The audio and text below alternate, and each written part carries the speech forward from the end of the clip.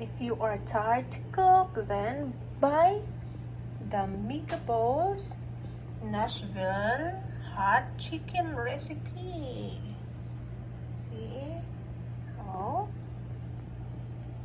Just put in the microwave.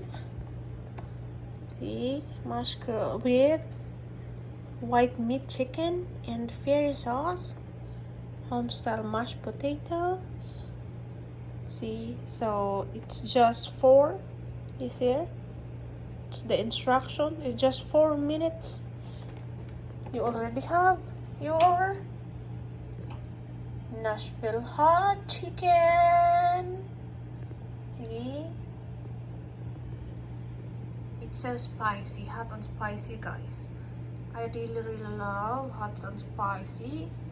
So we always buy this Nashville hot chicken recipe. Because sometimes I'm like, I don't want to cook. I'm tired to cook because then